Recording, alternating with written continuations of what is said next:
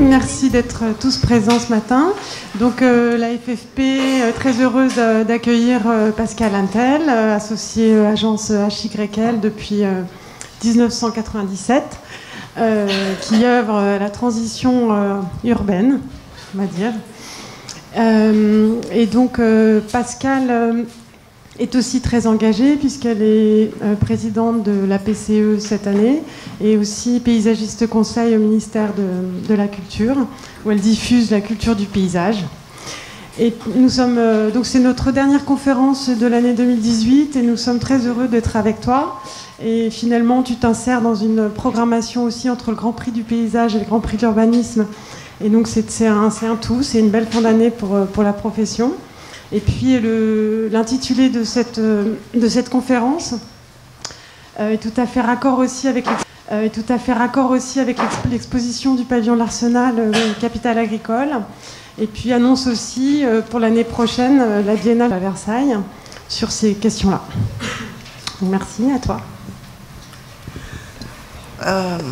Bonjour à tous.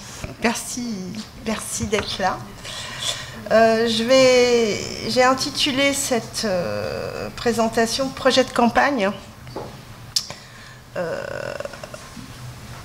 à la fois parce cela porte quelques inquiétudes, enfin en tout cas les miennes, sur ce sujet.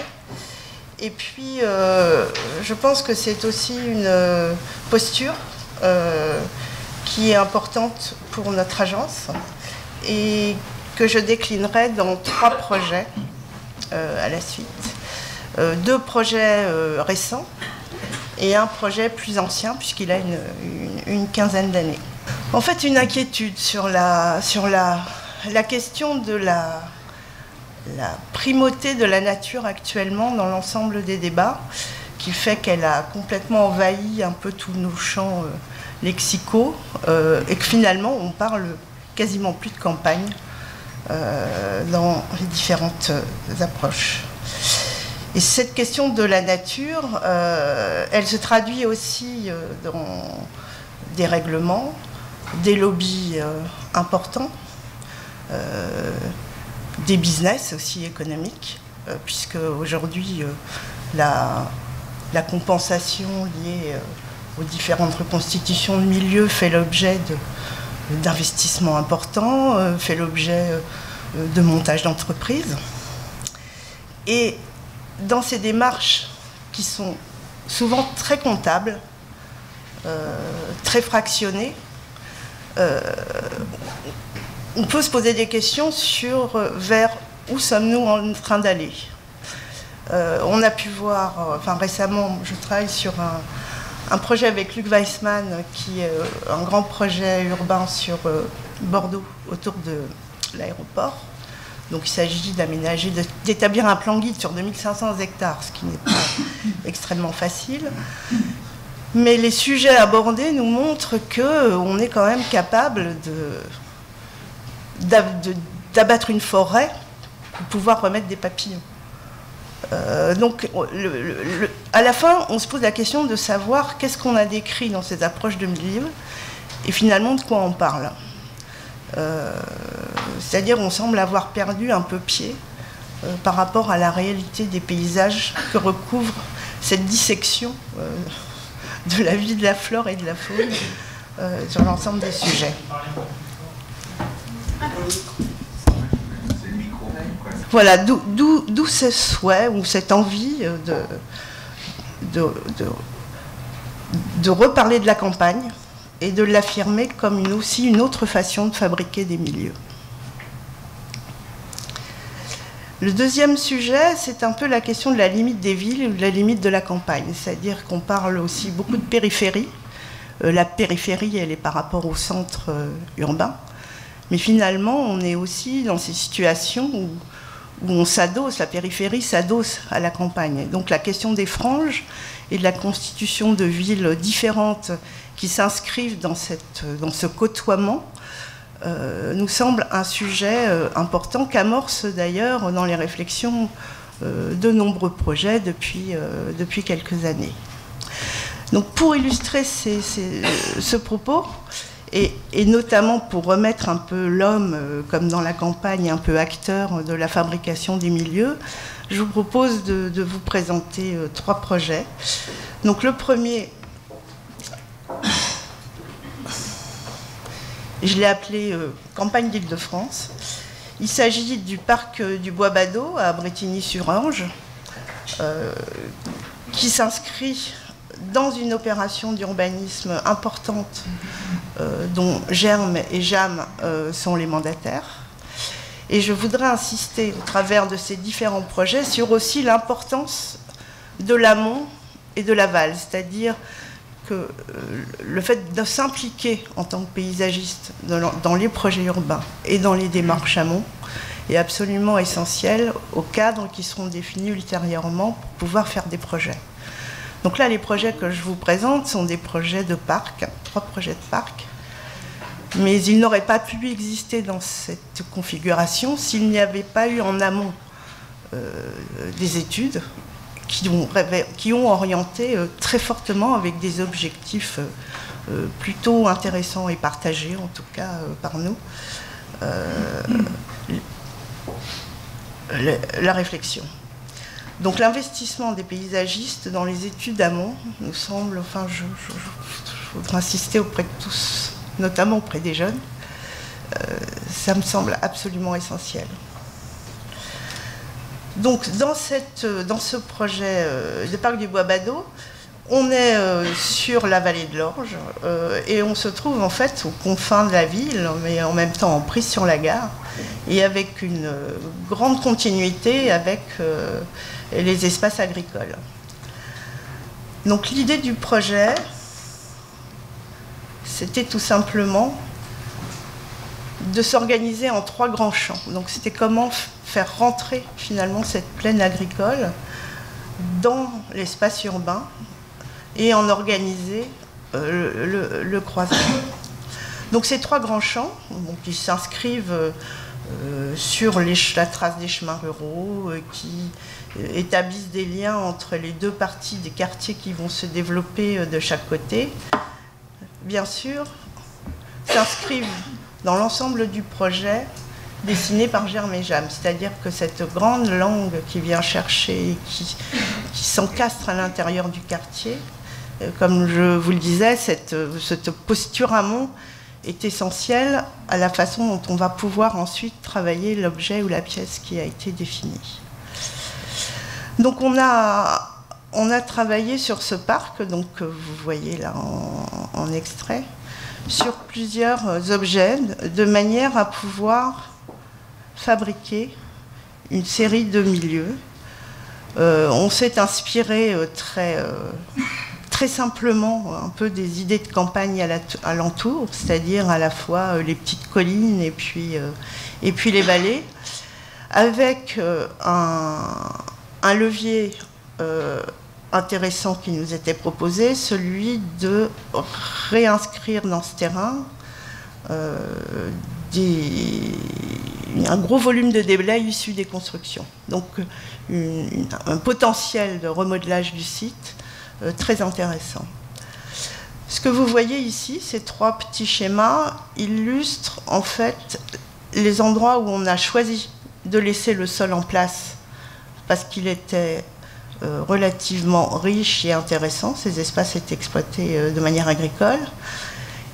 Et on a choisi de plutôt se concentrer sur les interventions là où on était sur des anciennes friches industrielles, puisque ce sont les anciennes pépinières closes qui se situaient sur ces terrains. Donc vous voyez ici les zones de dépôt et de mise en œuvre. Et puis pour organiser l'ensemble du site, on a surcreusé la partie sud de manière à créer des pendages et à amener les eaux à conduire les eaux sur l'ensemble du terrain. Ces mouvements de sol qui donc organisent très fortement le parc étaient aussi pour nous une façon de trouver des relations au bâtiment qui étaient différentes, c'est-à-dire on n'est pas sur un parc qui est si grand puisqu'en fait il fait environ 7 hectares, donc c'était aussi une façon d'essayer de tirer des perspectives, de ne pas se trouver à la même hauteur dans le rapport à ces bâtiments des 2 côtés. Donc vous voyez ici les séries de petites buttes qui ont été montées sur les rives et qui ont permis donc de gérer une grande partie des déblais. Ces buttes sont à chaque fois tenues par un même dispositif de soutènement qui permet d'adosser une série de bâtiments qui organisent l'articulation avec l'espace urbain et les entrées dans le parc. Vous voyez ici la partie basse qui a été surcreusée et qui naturellement est devenue étang puisque c'est l'ensemble de l'exutoire de toute la partie du site. Sur la question des eaux, encore très simplement, un peu sur ces idées de campagne, on est parti sur l'idée de décliner un dispositif qu'on a appelé une petite rivière, mais en pouvant, suivant son amplitude, lui donner soit les caractéristiques d'une mare, soit les caractéristiques d'un fil d'eau intermittent, soit les caractéristiques d'un étang. Donc, ici, on est sur la partie qui est toujours en eau, hein, d'ailleurs, et qui se remplit de manière courante. D'ailleurs, assez étonnamment, l'ensemble de l'étang a été rempli en moins de 2 mois. C'est-à-dire qu'on se rend compte qu'aussi, quand on commence à collecter les eaux sur l'ensemble d'un terrain, on arrive à gérer des volumes relativement importants. Donc l'étang, les parties rivières qui ne sont pas toujours en eau, que vous voyez ici, qui donc créent aussi un ensemble de zones humides qui, depuis qu'elles ont été installées, ont été colonisées assez rapidement par un certain nombre d'animaux, faune, flore, et voire de nouvelles végétations, puisque en fait, ces espaces vivent ont déjà vécu entre le moment où on les a réalisés et le moment où on en est aujourd'hui. Sur les fabriques et les parcours, donc on a choisi dans ce projet d'installer l'ensemble des équipements qui étaient proposés dans le programme comme des petites fabriques donc, qui viennent s'adosser au soutènement des collines et qui permettent de fabriquer des petites places d'entrée dans une relation plus urbaine au parc. Donc on s'accroche soit sur le secteur de l'école, soit sur le secteur des trajets vers la gare. Et de la même manière, on a souhaité essayer de travailler dans le sens nord-sud des séries de parcours ludiques qui permettent un peu d'explorer le relief, c'est-à-dire de monter sur la butte, de descendre jusqu'à l'étang, de remonter sur le point haut, de redescendre jusqu'au point bas. Donc ici, on est sur la limite nord du parc. On voit les dos des buttes qui fabriquent la limite de ce parc, puisque ce parc est ouvert, mais la limite est traitée de manière à éviter, évidemment, qu'on ait des séries d'intrusions, sachant qu'on est sur ce parc, sur le trajet des Saintes-Maries-de-la-Mer, et que donc très régulièrement, voilà, nous sommes envahis par une occupation qui ne dure pas, mais qui arrive. On est toujours sur la limite nord du site, donc on voit le dos de ces collines qui ont été mises en place et qui donc proposent en fait des pelouses qui sont orientées sud. Ici, on est sur la fabrique qui est le solarium buvette, puisqu'en fait ce parc est assez utilisé aussi pour faire des fêtes au niveau de la ville, bon, notamment le 14 juillet maintenant, où les collines ont été adoptées pour faire des estrades pour ce sujet. Et donc, ce bâtiment, eh bien, il s'adosse donc à ces lames de soutènement qui sont réalisées en gabion. Et il propose à la fois un solarium sur le toit, un abri sous la couverture, et puis une petite boîte d'équipements sanitaires et buvettes ici. Ces dispositifs, à chaque fois, permettent de passer du haut en bas, c'est-à-dire que les aires de jeu sont accessibles par des rampes sur le côté, et elles colonisent tout l'ensemble de la butte. et communique avec le haut du solarium.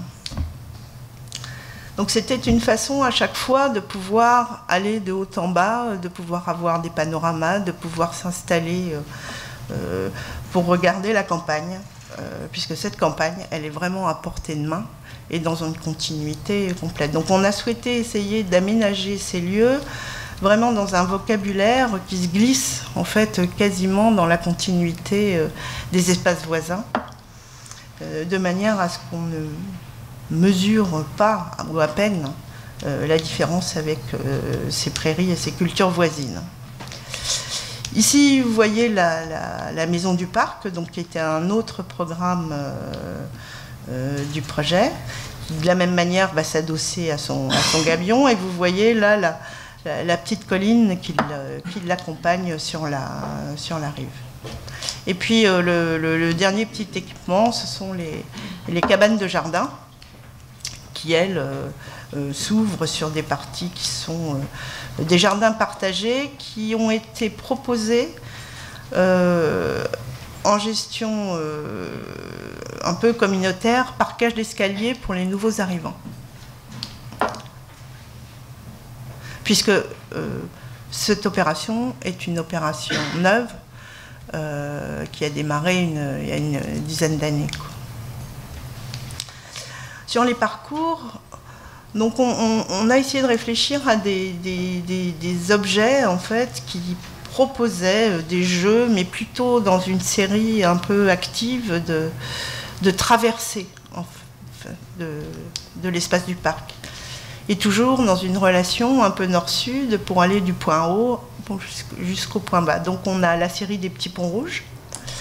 On a une autre série de jeux qui sont plutôt des jeux au sol avec des éléments de parcours et qui se terminent donc par un gravissement de la butte, avec à chaque fois aussi cette idée d'avoir à la fois des points de vue très resserrés dans les points bas et puis de pouvoir profiter des panoramas et des points de vue plus sur les horizons dans les points hauts.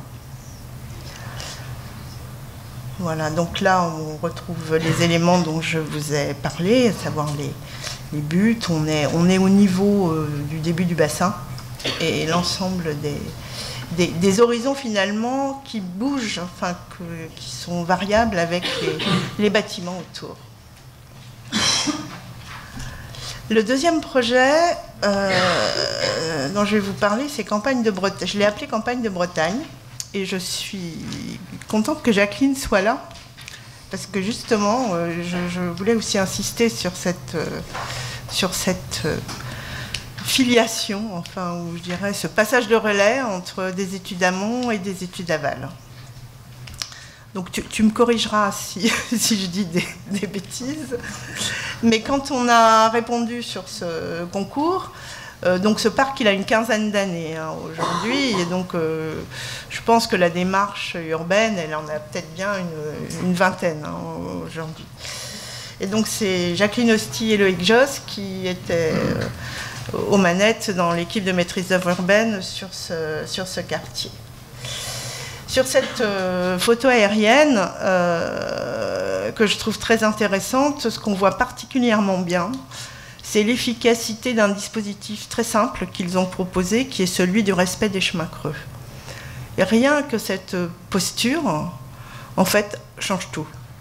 C'est-à-dire qu'à partir du moment où on a inscrit dans le territoire le fait qu'on allait préserver ces tracés et que l'ensemble des dispositifs qui allaient se développer devaient s'inscrire dans ce respect et cette préservation, on lit extrêmement bien les traces de ces éléments qui préexistaient dans le bocage antérieur. Donc le parc s'inscrit sur ces traces. Il a une configuration assez étroite, mais très longue, qui descend vers l'est, et que nous avons choisi de traiter par une série de terrasses pour mettre en scène les ouvertures et les panoramas vers le lointain. Donc la question des horizons aussi et des constitutions des faits de campagne, elle tient beaucoup dans ces relations aux perspectives courtes et lointaines, de ce que l'on peut voir, de comment on perçoit qu'il est finalement il est petit, mais il est beaucoup plus grand que il paraît. Enfin, la question de la traversée des échelles est vraiment un dispositif, je pense, de paysage et de ces projets de campagne extrêmement important, parce qu'il est un peu garant de la dimension sensible que l'on va pouvoir lui donner.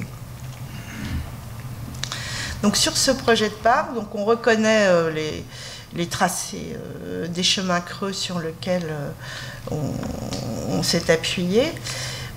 Ces chemins creux, ils sont à la fois des lieux où on a préservé une strate arborée existante, des très beaux chênes, bon, vieillissants parfois, mais qui ont déjà au moins l'atout du déjà là. Et que ces éléments qu'on va retrouver aussi sur l'ensemble du quartier, donc un élément d'identité très fort. Et puis ce sont des éléments de lien entre les deux parties du quartier qui sont vraiment extrêmement utilisés à l'usage. Et nous avons choisi de surexprimer en fait les limites de ces chemins creux, pour en tirer à la fois des effets d'espace, définir des séries de lieux et de terrasses qui sont finalement des grandes prairies très simples, enherbées, et aussi pour y décliner, comme je vous le présenterai après, une démarche artistique, puisque l'une des particularités de ce concours, c'était de marier un artiste avec un concepteur paysagiste. Le thème étant imposé étant le solaire. Donc a priori c'était un peu un défi au départ. Et finalement il a été plutôt assez intéressant à décliner. Donc les photos suivantes illustrent ces dispositifs. Donc on voit bien tout l'intérêt des chemins creux aussi dans la façon de percevoir la traversée, d'avoir une relation au bâti qui apparaît et qui disparaît. Chacun de ces chemins a un caractère différent parce qu'il ne se trouve pas au même niveau dans la pente, parce qu'il n'a pas la même orientation. Et puis, il est parfois appuyé sur ces murs qui nous ont permis d'organiser ces terrasses. Ces murs qui vont porter les dispositifs que je vais vous présenter tout à l'heure ont été réalisés en schiste et sont des sortes de grands rubans qui se dessinent et qui partagent les espaces. Et on voit bien que de part et d'autre du mur, finalement, le mur n'est pas une séparation, mais bien un endroit où on va être devant, où on va être derrière, mais qui permet des installations assez différentes. Et c'est finalement un parc qui est très pratiqué et qui, pour moi, fait partie un peu de cette idée de projet de campagne, parce que les gens l'utilisent vraiment un peu comme ça, quoi. Un peu, je vais courir, un peu, je vais m'installer avec ma chaise, un peu, je vais pique-niquer. Donc vous voyez ici les rubans des terrasses. Et puis tout en haut, et sur ces différentes terrasses définies par les murs, des grandes prairies qui sont des espaces très libres, avec des systèmes de gestion qui varient d'année en année et qui sont adaptés finalement aux différents usages qui vont s'y développer. Alors sur la question de ces murs et de l'imbrication, l'articulation et même l'osmose entre une démarche artistique et un projet de paysage, en fait il s'est incarné, on va dire, sur ces murs, avec l'intégration de prismes proposés par David Boineau, qui est un artiste qui travaille beaucoup sur la question de la diffraction de la lumière. Donc le principe, c'est qu'on a travaillé donc ces différentes terrasses avec ces murs, de manière à ce qu'à un certain moment de l'année, donc je pense que c'est les solstices, je ne pourrais plus vous l'assurer, on ait des convergences au niveau du lever ou du coucher du soleil qui puissent donner des illuminations de ces dispositifs. La deuxième façon de les utiliser, c'était aussi qu'au travers des prismes, quand on regarde, quand la lumière passe, il prend des colorations différentes ou il transforme l'image d'un côté ou d'un autre. Donc voilà, vous avez ici une illustration des effets un peu de dialogue finalement entre le soleil et ses murs. Mais on peut aussi obtenir des effets qui sont plutôt d'un ordre plus discret, ou encore des illuminations de cet ordre-ci, ou encore des jeux entre la sorte de transformation de l'image que l'on peut voir au travers du prisme. L'un des autres éléments du projet, ça a été de proposer deux rives très contrastées. Une rive verger, sur laquelle on a développé un très long alignement de cerisiers qui se développe sur quatre lignes. Et une autre rive, celle du nord, où on a plutôt développé un système de boisement qu'on aperçoit là au fond. Donc cette différence entre les deux rives fait aussi que les usages sont extrêmement différents dans la relation. Donc c'est devenu une espèce de déambulation assez pratiquée, avec à certains moments des effets de végétal assez forts. Voilà, donc là on est en plein mois de mai, où on a la conjonction de ce qui pourrait même apparaître presque comme un effet de couleur surexprimée. Voilà.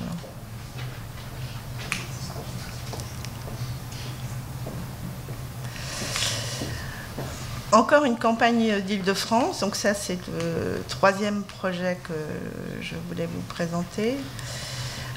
On est sur un sujet un peu différent, il s'agit de Noisy-le-Grand, donc on est au bord de Marne. Si vous connaissez les abords de la 4, ici on est sur Mondest, c'est le Palacio, en gros on peut pas louper.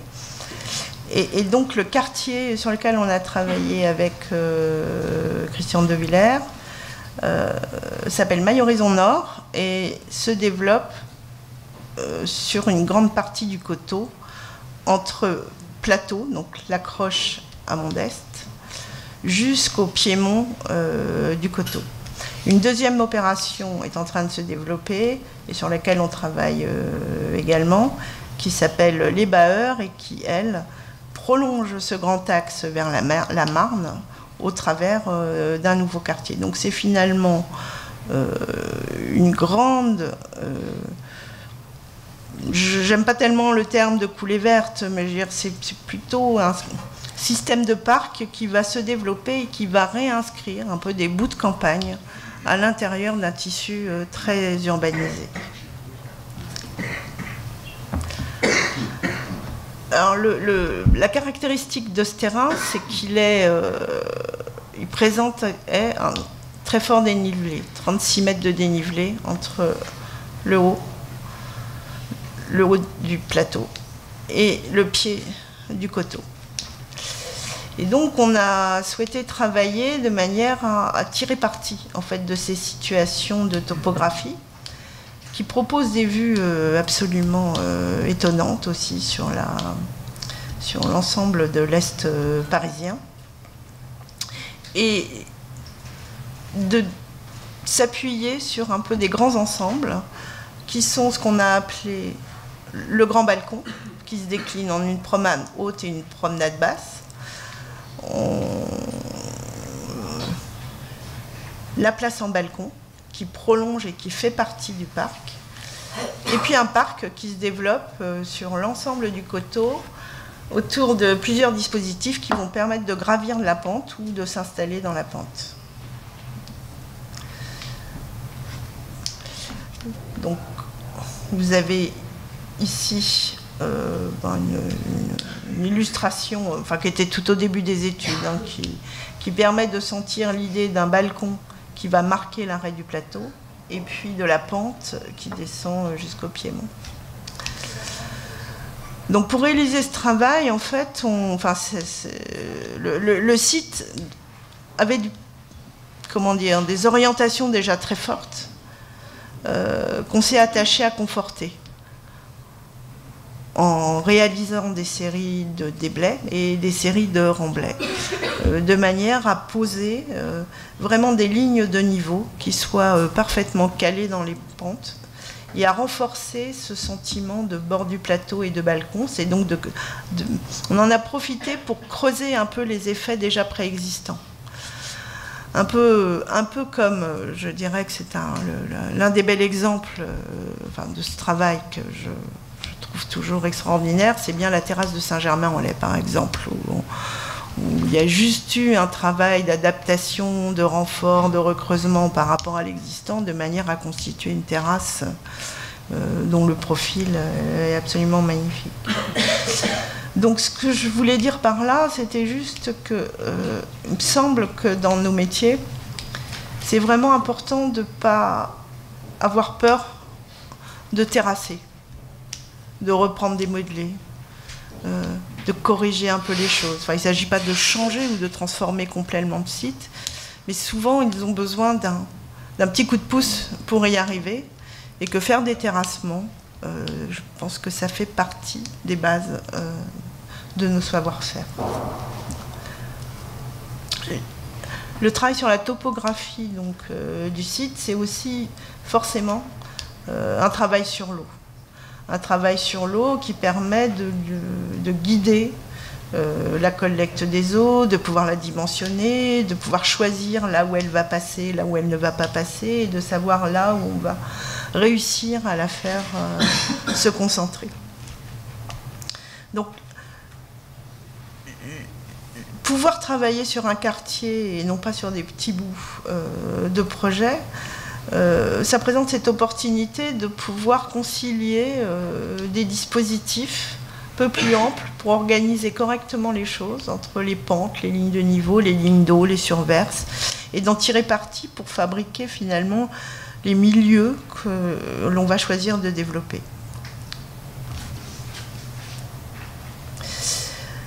Donc sur ce plan, on reconnaît les éléments dont j'ai parlé tout à l'heure, c'est-à-dire la situation du grand balcon, la place haute dont on démarre les études. Et aujourd'hui, nous avons réalisé, donc je ne vous montrerai des photos, que de la partie basse, qui est celle du bassin et des deux premières plateformes. L'une des particularités aussi de ce parc, c'est d'avoir deux grands équipements scolaires à proximité et de servir même de point de desserte à ces équipements scolaires. Donc il y a un lycée international et un collège international sur les rives. Le principe de l'organisation du parc, il se décline en deux types d'éléments. Des plateformes, puisqu'en fait on est sur des pentes extrêmement raides. Donc des petites plateformes qui sont tous ces petits triangles qui vont accueillir les différents équipements, les endroits où on peut s'arrêter, les endroits où on peut s'installer, et qui eux sont terrassés en petites plateformes dans la pente. Et puis un élément qui se développe de manière linéaire pour gravir la pente, qui est finalement le chemin accessible au PMR, qui va permettre de passer du bas du coteau au haut du coteau, et qui devient un élément important de la composition du parc, puisqu'il va aussi définir un peu des parties qui vont être plus arborées et des parties qui seront plus ouvertes. Le long de la Serpentine, qui est le nom qu'on a donné à ce petit chemin, on a aussi tiré parti de ces tracés, de manière à développer un petit réseau d'eau qui nous permet de collecter l'ensemble des sources que l'on a sur le terrain, puisqu'en fait on est sur un terrain assez particulier.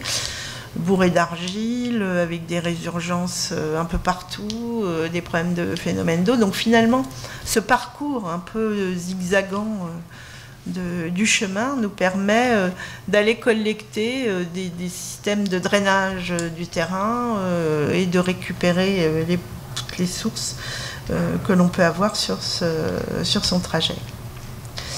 Donc ici on commence par la terrasse basse, en fait c'est l'accroche à la rue.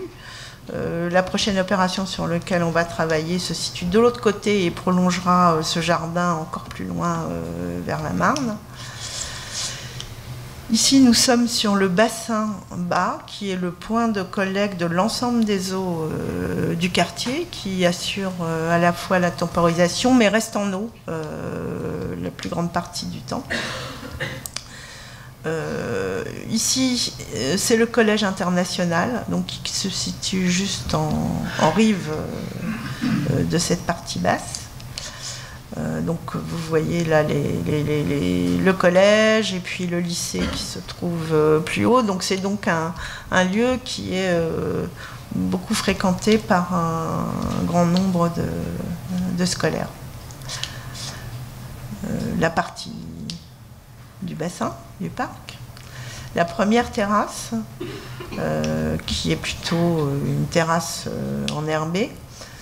Alors c'est terrasse avec vue, en fait, ce parc c'est un peu terrasse avec vue à tous les étages, et donc plus on s'élève, évidemment, plus la vue sera intéressante.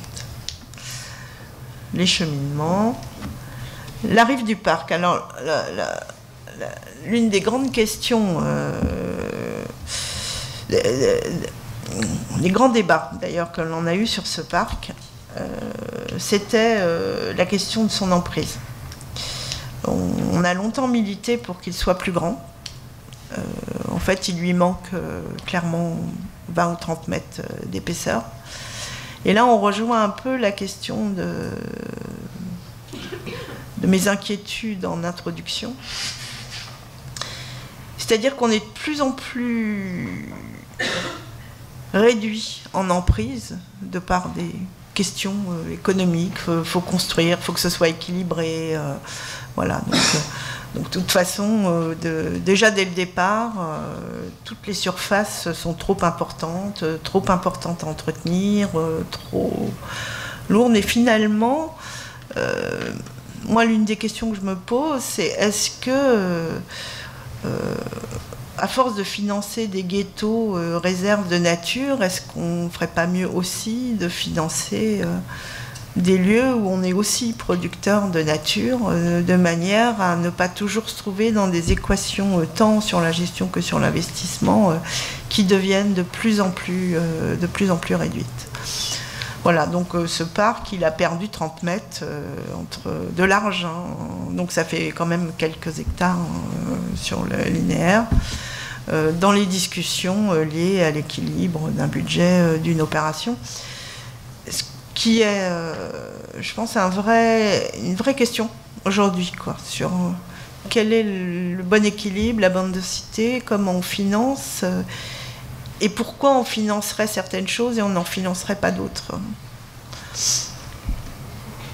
Donc, pour revenir à ce point de vue, donc, ce qui nous a paru vraiment important, mais qui est assez permanent finalement dans l'ensemble des travaux que l'on fait sur ces espaces, c'est comment on installe une limite, puisque le parc devait être clos, sans avoir vraiment de limite.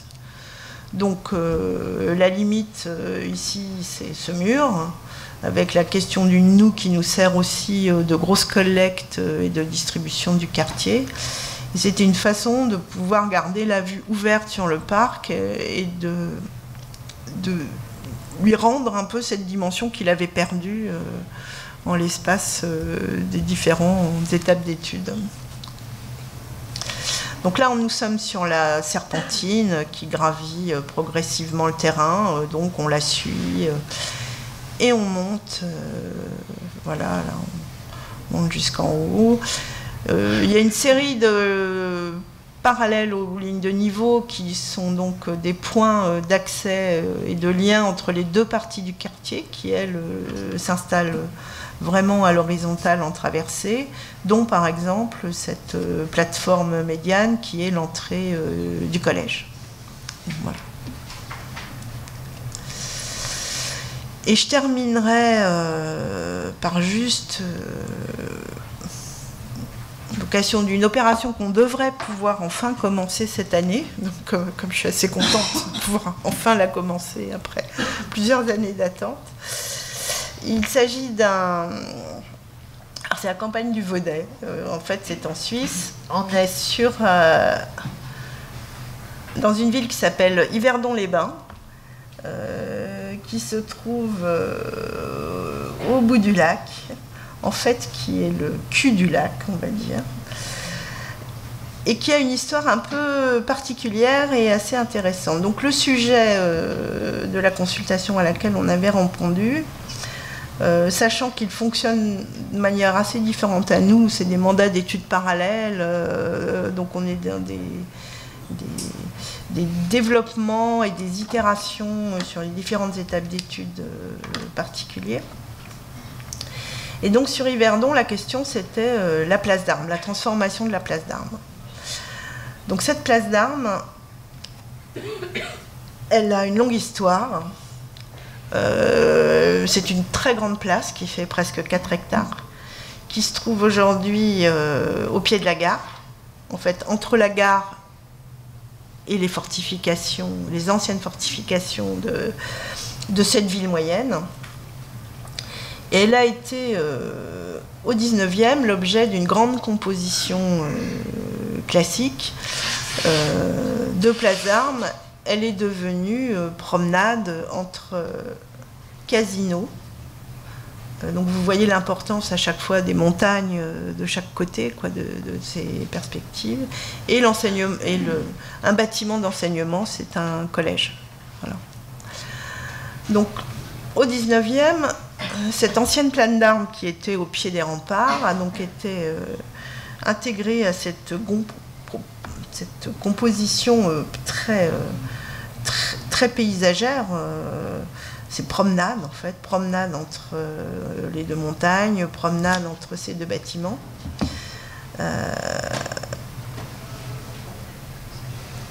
Et elle a été au siècle précédent aussi l'objet d'une grande proximité avec le lac.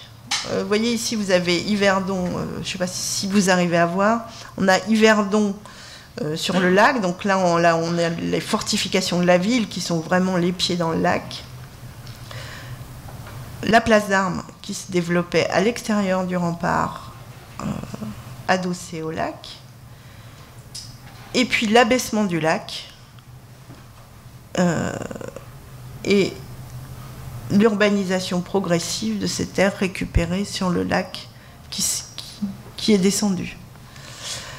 Donc on est sur une place où l'empreinte de l'eau est quand même assez présente et tant dans la mémoire que l'histoire du lieu que dans la situation. Et finalement, ce lac, il est relativement proche parce que des petites rivières le relient jusqu'à l'intérieur du centre-ville. Donc dans la réponse à ce projet, donc, où aujourd'hui la place d'Armes en fait a été transformée en parking dans les années 60-70. On est sur un lieu de confluence extrêmement important puisque on a d'un côté, ici c'est le casino, là c'est la place d'Armes. À droite, vous avez les remparts de la vieille ville et à gauche, vous avez la nouvelle gare ferroviaire qui a été créée donc, dans les années 1870. À l'époque aussi, Yverdon-les-Bains, ville d'eau. Donc on est en plein dans cette tradition 19e de la promenade et de la vie au bain. Donc le projet qu'on a proposé et qu'on espère enfin pouvoir réaliser, c'est de retransformer l'ensemble de cette place, de lui redonner en fait sa fonction de promenade et sa fonction de grand espace libre enherbé au pied du rempart. Donc c'est une place verte qui s'adosse au rempart, sachant que bien évidemment le problème du stationnement n'est pas évacué, mais en partie réglé en sous-sol, en interaction avec l'installation d'un nouvel îlot construit, et notamment à destination commerciale. Et donc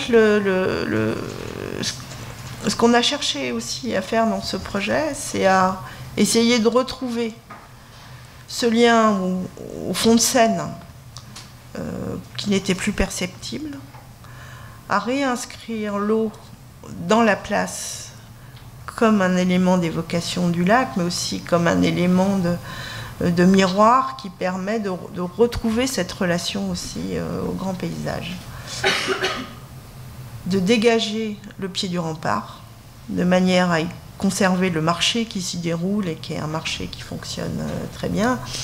Et donc d'avoir cette grande langue verte, cette grande langue d'eau, qui nous renvoie et nous restitue en fait la place, les bâtiments dans leur mise en scène initiale par rapport au fond de scène.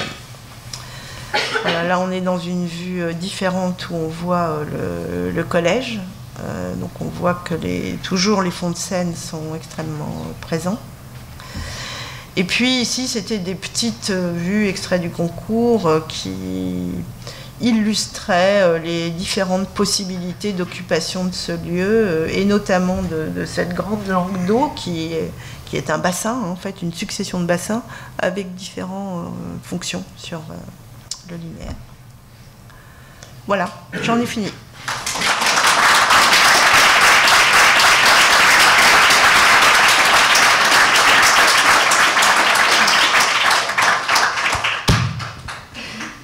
Merci pour la présentation de ces beaux projets. Et moi, j'avais une question à te poser parce que finalement, tu nous fais passer un peu notre vocabulaire de professionnel du projet de paysage au projet de campagne, en tout cas pour l'espace urbain. Et quel est ton avis par rapport à l'avenir du paysage rural, enfin de la campagne? Est-ce que tu peux nous dire quelques mots sur ton avis?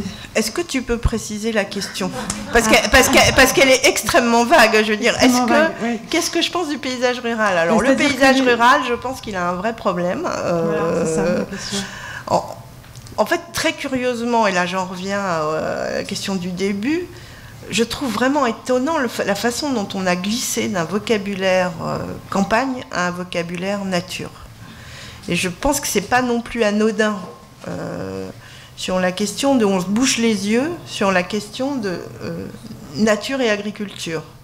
En fait, je pense que ça révèle aussi une rupture entre des champs où on a un peu mis l'agriculture de côté en se disant on n'arrivera jamais à les rendre vertueux et puis on les laisse se débrouiller.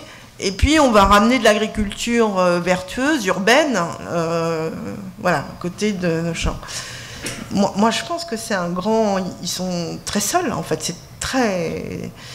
Ils sont forts, d'abord. Ils sont très soudés. On va dire que la FNSEA, c'est pas un petit morceau. Mais pour connaître un certain nombre de jeunes agriculteurs et en avoir dans ma famille, puisque moi, je suis plutôt une terrienne, on va dire, d'origine, vous l'avez compris, la campagne, c'est quand même... ça vient de loin.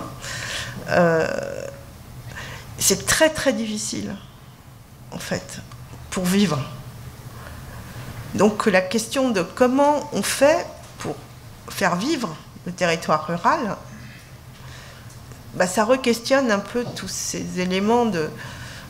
Aujourd'hui, on va faire du ghetto écologique. On va financer des reconstitutions de milieux, après des débats...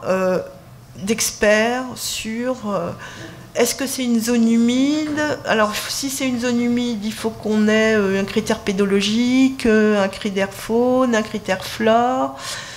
Mais le débat là, nous on le vit sur Bordeaux où on se dit le classement de zone humide, il peut varier de 170 hectares à 380 quoi. Sur le critère. est-ce que sous la forêt, c'est une végétation spontanée ou pas? Voilà. Et finalement, c'est la même forêt. Hein. Enfin, je trouve ça un peu bizarre. Enfin, j'ai l'impression qu'on est dans des mondes très cloisonnés sur ces différents sujets. Voilà, on a le sujet de l'écologie, on a le sujet des milieux qu'on préserve, on a le sujet de l'agriculture, mais alors on n'en parle pas parce qu'on ne sait pas comment le gérer. Et puis finalement, on a quand même des sommes d'argent qui vont à un moment donné choisir de financer des choses. Alors, voilà, quand on détruit 1 hectare de zone humide, on doit en refaire 1,5 hectare. Donc aujourd'hui, des grands groupes constituent des bourses de milieu. Voilà, donc ça devient un business plan. Enfin, je pense que... Et puis par ailleurs, eh ben, on est à 20 mètres près pour essayer de faire un parc. Et puis la nature qu'on peut produire à l'intérieur de ces milieux, parce que finalement, gérer l'eau, gérer le sol, et faire qu'on a des diversités de milieux qui sont ensuite extrêmement dynamiques, c'est aussi, ça fait partie de cette reconstitution de la nature. Donc pourquoi est-ce que ça ne rentrerait pas dans ces équilibres? Voilà. Titre d'exemple, on a fait une zone d'activité là, il y a, on va dire, 20 ans. J'ose même plus dire depuis combien de temps. C'est quasiment une SNIEF maintenant. Parce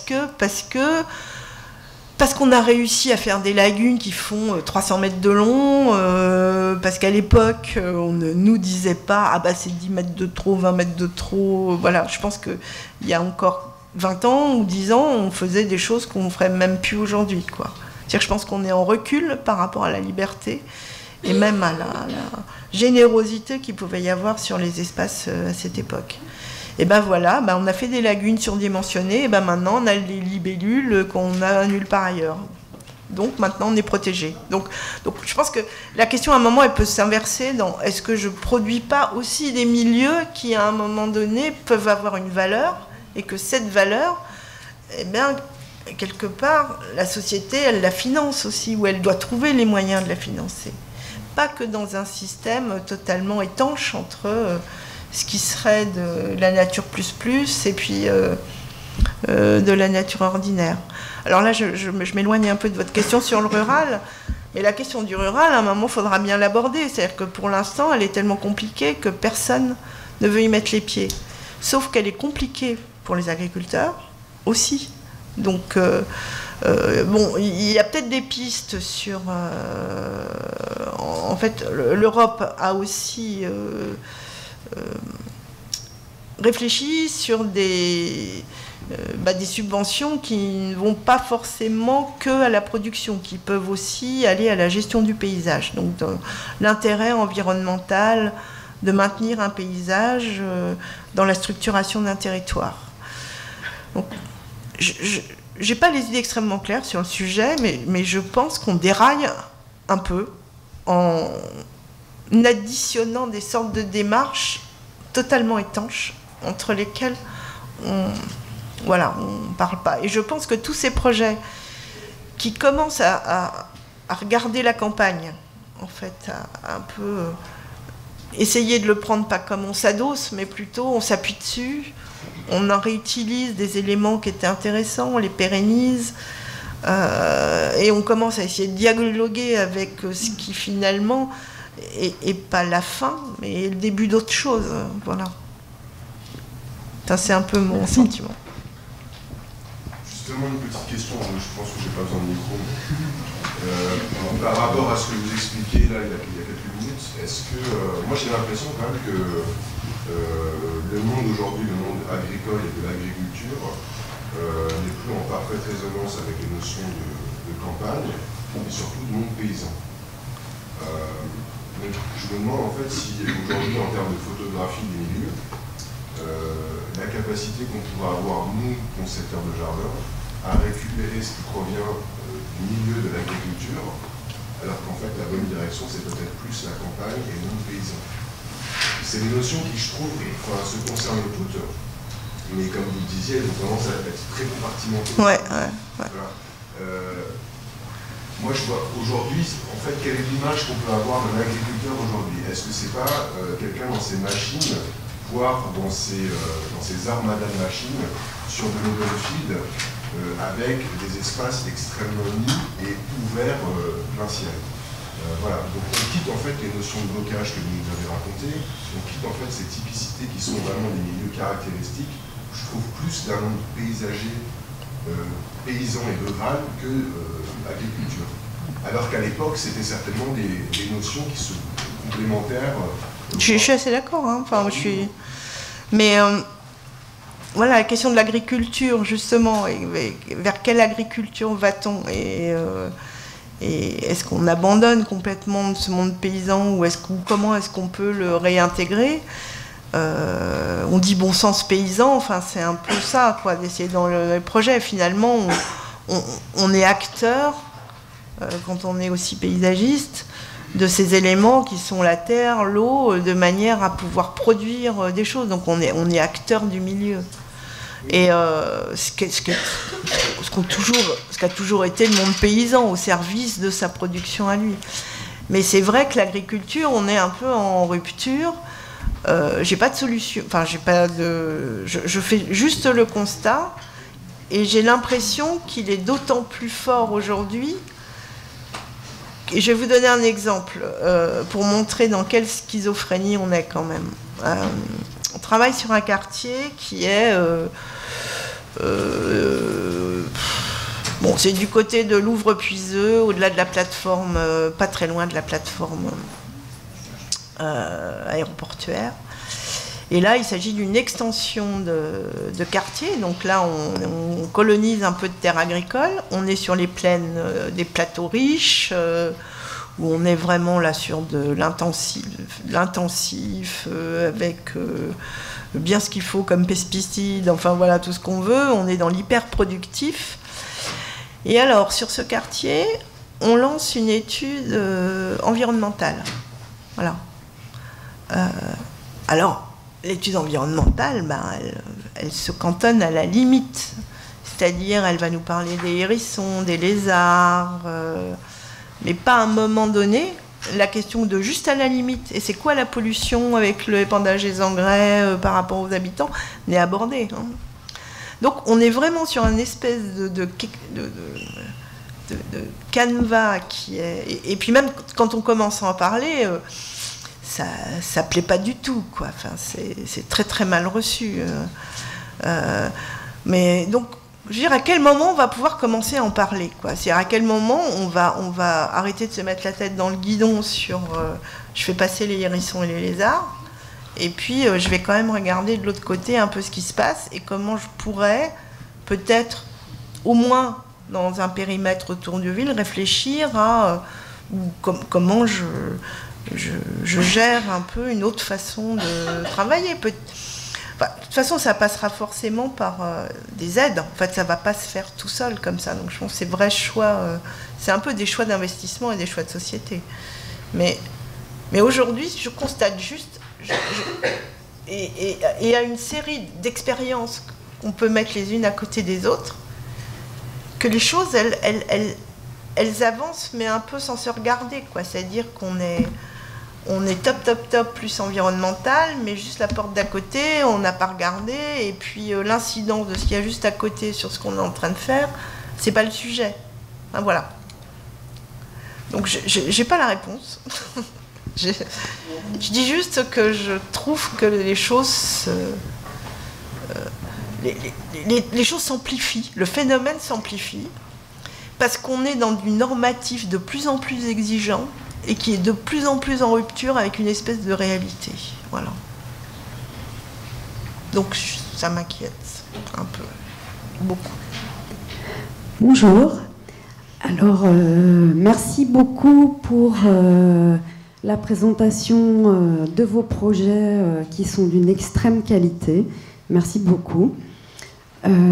J'habite à Romainville, où il y a un bois qui s'appelle la Corniche des Forts, qui est menacé par la construction d'un parc de loisirs lucratif. Il y a énormément d'associations qui se battent pour préserver ce bois. Il y a déjà eu l'abattage d'un demi-hectare de la forêt. Voilà, c'est un espace sauvage, c'est un bois qui s'est réalisé, je ne sais pas sur combien d'années, mais qui est sauvage, qui est à quelques kilomètres des portes de Paris. Et donc voilà, il y a tout un mouvement qui essaye de défendre, de préserver ce bois. Il y a une opposition de la mairie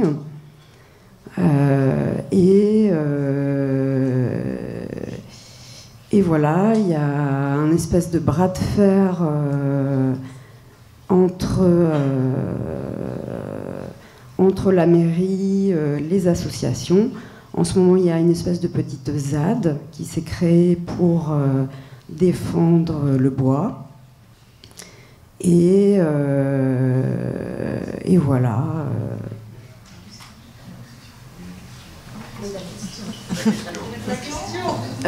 En fait, la question, c'est très compliqué parce que voilà, c'est un espace vert, c'est un poumon de respiration, c'est une forêt, enfin c'est un bois qui pourrait être renforcé, aménagé, qu'on pourrait rendre accessible au public.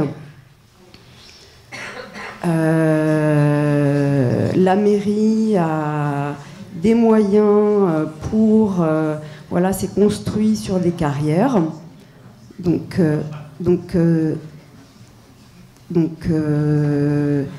c'est un espace qu'on pourrait rendre, qu'on pourrait faire devenir une forêt en plantant des essences pérennes. Je ne vais pas pouvoir répondre à votre question parce que je ne connais pas suffisamment de toute façon le sujet. Voilà. Juste, on ne va pas s'attarder sur cette question-là. La question de la corniche des forts, c'est que c'est construit. En fait, ils ont préservé, c'est pas préservé, ils ont isolé ce site parce qu'ils présentaient des problèmes de sécurité puisqu'on est au-dessus de carrières et donc il y a des effondrements qui se passent et des fontis. Donc, oui, mais pour combler, alors je peux le dire, j'ai fait le concours il y a plusieurs années de ça, qui était un projet passionnant. Et donc pour combler ces carrières, il faut énormément de mètres cubes.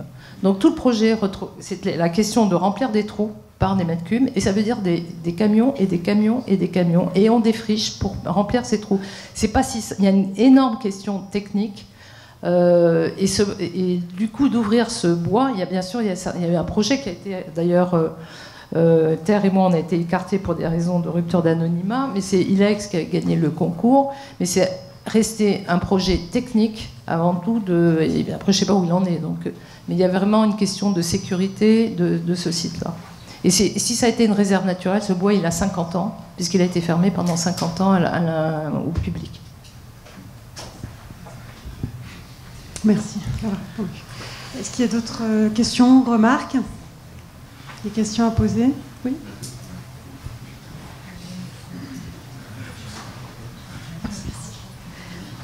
Bonjour, merci pour cette présentation. Moi, je m'interroge sur le titre que vous avez choisi, projet de campagne. On a vu que c'était surtout des projets de paysage, de parcs dans un contexte urbain. Et je voulais savoir si vous pensiez que le paysagiste avait sa place dans l'espace rural en tant que tel, et pour engager peut-être cette transition agroécologique, et avec autant de puissance que vous le faites dans vos parcs aujourd'hui. Alors, moi je pense que c'est des projets de campagne, hein, même en ville. Enfin, on est quand même constamment sur des sujets où on est justement sur le bout de la ville, quoi, ou l'interface de la ville qu'on va construire avec la campagne. Donc, pour moi, c'est vraiment des projets de campagne. Que ce soit le parc dans le secteur de Bourgard, que ce soit... On est, en tout cas, dans tous ces nouveaux quartiers, on est très souvent dans cette interface-là. Donc on est dans le moment un peu de l'articulation de l'un avec l'autre. Et c'est peut-être une façon où il faudrait trouver les moyens de pouvoir justement engager de façon d'aller plus loin sur la partie rurale. Bon, en l'occurrence, sur Brétigny-sur-Orge, les choses sont un peu différentes, puisque on est sur la vallée de l'Orge, qui est un secteur déjà un peu protégé, qui fait que c'est vrai qu'on est quand même on est dans la couronne francilienne, donc avec une pression importante aussi sur le maintien de tous les espaces naturels existants. Et en fait, ce parc il côtoie un autre parc qui va s'appeler, qui est un parc agricole, qui est le parc des Joncs Marins. Voilà. Donc on est déjà dans cette articulation entre un parc agricole, un parc urbain-rural, voilà, ce qui n'est pas le cas partout. Mais moi, je ne ferais pas vraiment de différence. Je trouve que c'est plutôt une façon d'essayer de mettre le pied plus loin, quoi, pour se poser la question. Et le rural. Alors, sur les projets ruraux, peut-être juste un mot.